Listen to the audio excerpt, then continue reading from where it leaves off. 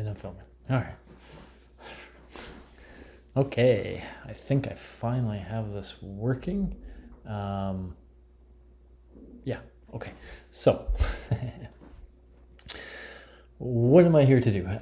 So we've been talking about brain waves and devices and psychology and all this kind of stuff. And you may have noticed I got this funky little headband going right now. What the heck is this headband? Well, it's actually a small EEG device. It's got about 4 electrodes measuring just my prefrontal cortex, or I shouldn't say measuring, acquiring information, electrical activity that's going on in my prefrontal cortex. This is a device that you can now use to learn how to control your mind, your cortex. It's kind of cool. And one of the things that it's used for is so-called sleep training. And I want to give you a sense of one of the cool things that it does. So basically, well, let me jump into the sleep training thing. I think it's going to do a few things for me. It's going to start with a breathing thing that I have to sort of, so I'm supposed to be, I'm going to mostly talk to you when I'm supposed to be breathing deeply and not breathing, but it's going to insist on 120 seconds of this. So you would normally start the training with a little bit of these breathing exercises. We're going to go on to something cool. And what it's going to do is it's going to give me this visual feedback, a circle. And it's going to just basically say, hey, try to get your mind to that place. We'll call it the focus zone. And what is that focus zone? Well, in sleep training, the focus zone is when your frontal lobes are giving a wave pattern that's very similar to stage 1 sleep. So it's sort of like that alpha rhythm, except when we're awake, right now my alpha rhythm would be very sort of low amplitude, high frequency. What you want is a sort of lower frequency, higher amplitude version of that. And that's what's characteristic when people are in stage 1. And so what this is going to do is it's going to train me how to get my frontal cortex into stage 1, sort of a stage 1 wave pattern, as it will. And it's really weird because you don't really know what you're doing to make this happen. But after a while, thanks to the feedback, you can do it. And so it's sort of like being able to see your brain, but not. But you can see the effects that different things you do in your mind have in terms of getting you closer to this focus or not. Okay, so really cool. I know I've got you all set up for this. Let's see it in action. The cool thing, by the way, is these are small and personal. They can be used by anybody to do this sort of training. And one of the purposes is to help people get to sleep. Okay, so fine. We did that exercise.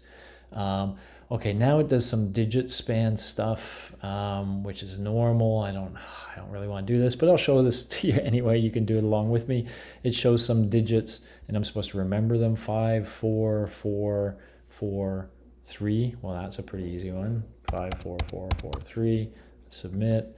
Now it's going to go up to a next level of 6 digits. So this is measuring my digit span. So I get ready for that. 1, 2, 6, 9, 7, 3. 1, 2, 6, 9, 7, 3. And it's going to go on and keep getting harder for me. It wanted me to try 6, but it'll go further, 7. So 1, 6. So I'd say 16, 51, 33, 1.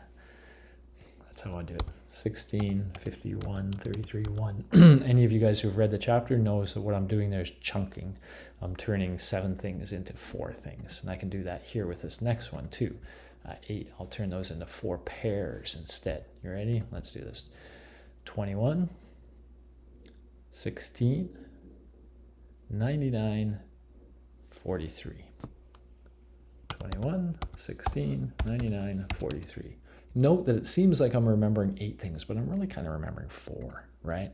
Etc. So I could continue doing this. I'm going to just stop there for now because I want to show you the cool thing. So let's go to the cool thing. Here's the cool thing. Okay, so I'm going to start by wow, it's almost like I'm in a little bit of this focus zone anyway. So I almost want to go blah to show you what it's like when I'm out of the focus zone. So yeah, when I'm out of, okay, so let me now really, why am I getting so focused? That's kind of cool. Okay, here, I'm going to really try now. Here goes.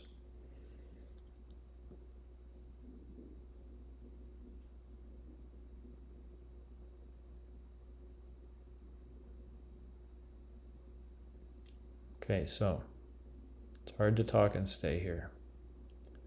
But with some training, I've been able to get here. Now watch, I'll just talk generally now, and I'm just gonna kind of get out of that zone for a while so that you guys can see that it is actually me kind of in control of what's going on here. And so I'm out, and you see it's a 0 second now. So the goal is, you notice I was able to keep it there for 17 seconds. And that's the goal, is to get it there and try to keep it there. Let me do another one for you to give you a sense.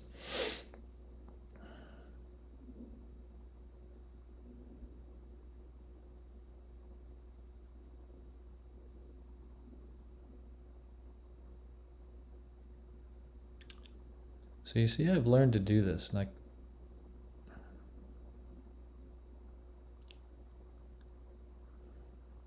I was gonna say I can even talk and stay there, but it's hard, but I can. And what's going on when I'm here again? Okay, I'm gonna just stop for a second. What's going on when I'm there is the brain waves that my brain is producing when it's in that happy spot are very similar again to stage 1 sleep. So I can use this device now to kind of learn how to get there, to learn to do that thing that I'm doing, which is impossible for me to even describe to you. But once I learn how to do that, the claim is, well, I would try a variety of things. So I might try to do it with my eyes closed. There's an example. I'll show you in the next one how you can work on that. And then eventually when I go to sleep at night, when I lay down, I want to do that same thing. And if I can bring my mind to that spot and stay there, that's the hardest part, is to go from awake to sort of stage 1. And if I can kind of get there, then I can much more easily go into stage 2 and beyond. I'm going to show you the next step of this. So now you have rain. Now, notice what happens when I focus. So I can do it with my eyes open here.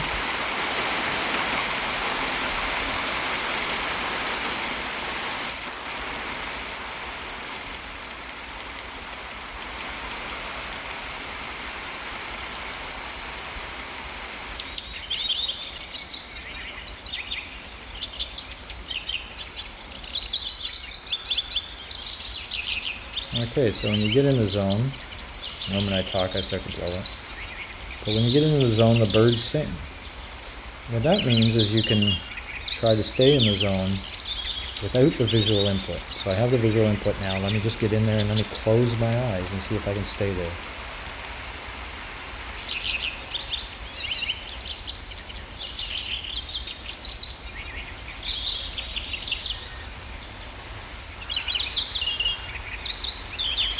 And notice that without the visual input now, I can use the sound to guide me. And in fact, I can even try, so right now I'm not focused at all. You can hear a lot of rain. I hope you guys are hearing that. But I can even, the device was cheap, I don't know why that's about.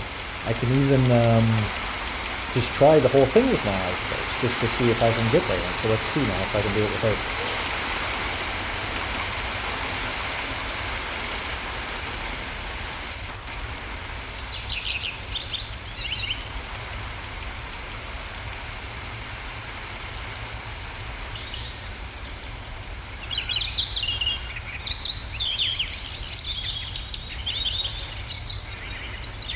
All right, success.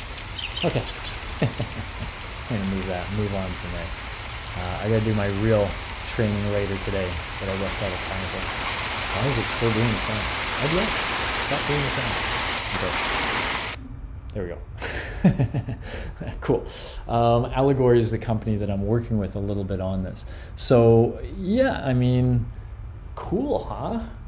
This will show you a way where, the stuff we learn about sleep and how it works, you can actually have an application of the research where you can give people a tool like this, and they can use this tool theoretically to learn how to get their mind to that spot, something that's impossible without the feedback. But once you can give them that biofeedback so they can actually visualize and then hear what's happening in their brain, there is the ability to teach them how to control their mental brain waves. And in so doing, to put them in a place that's going to make it easier to get back to sleep when you wake up. How cool is that? I'll let you think about that. Alrighty. Talk to you soon. Bye-bye.